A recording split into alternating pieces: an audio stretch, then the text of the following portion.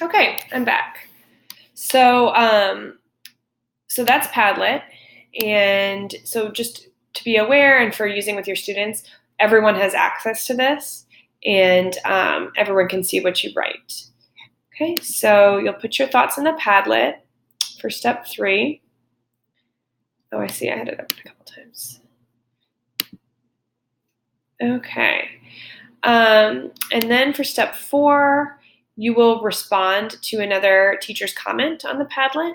And just be thinking about this challenge of how can we manage differentiation in order to give all students access to the learning they deserve? Because every child deserves to learn, no matter how difficult it is for us to meet their needs. It is, a job requirement. Okay, then you'll move into phase 2. And where the real meat of the lesson would happen in your classroom and will hopefully happen for you today. So I've curated an article and the website that, is like by the people who invented HyperDocs and really has tons and tons of information on it. And you can spend some time in there and then use this shared note-taking document to record your thinking, your ideas. So if you've never used a shared note-taking document together, they're really awesome to use with students, but they can be challenging and cumbersome. You'll see why.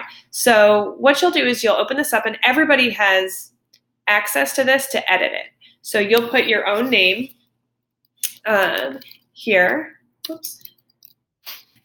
And then you'll enter an idea you'd like to try and perhaps a link if you found one in your research so far in moving through this HyperDoc, and then a question or concern that you have about using HyperDocs in your own classroom.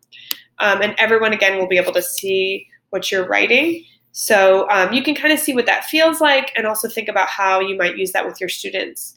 It really can be a great tool for collaboration and brainstorming. So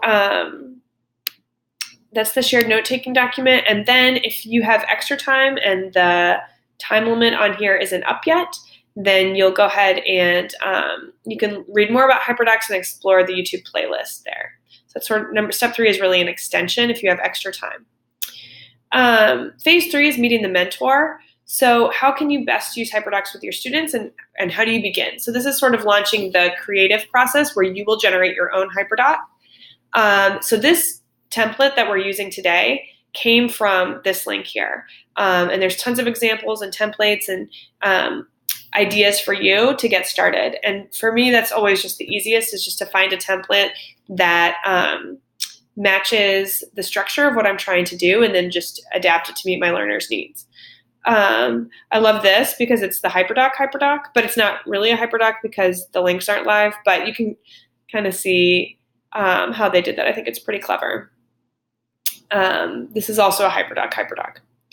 Phase 4, transformation. So this is where you will start to create your own HyperDoc for better differentiation and learning for all. So you can work in a group if you're here with a PLC or by yourself.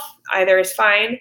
You're going to start by considering your students, your learner goals, and then choose a template from that list again, or start from scratch, whichever you prefer, and just start editing. So here you can describe the challenges that you faced and the successes. And so I'm obviously not going to be seeing these or assessing these, but this is something that you could use with your students to kind of get feedback on your own work and also do some formative assessment. Okay, so the final phase, mastery, is where you will actually publish your HyperDoc or have your students publish their work. So depending upon the project, that could mean a variety of different things. For us today, what I came up with was creating a shared document where we could post links to any HyperDocs we create. Of course, it's very ambitious to think that you could create a HyperDoc, but some people work quickly. So if you are able to create one or to start one, please do copy and paste it here so that we can learn from each other. You'll see it's another shared document that all of you have access to edit when you click the link. And so no need to make a copy. You'll just put your name, the link to your HyperDoc, and any notes or anything you want us to consider in there. Um, okay, so I think that is pretty much it for me. You're just going to move through the HyperDoc yourself step by step, thinking about how you can utilize this tool in your own classroom. I'm telling you, it is transformative. It has been incredible for me in terms of differentiation. And I'll just kind of leave this up on the screen, although I'm going to head out. If you have any questions or concerns or anything at all, please email me and please follow me on Twitter. All right, thank you so much for being here, and I'm sorry I'm not there in person. Have a great day, and I hope you all enjoy the rest of the conference.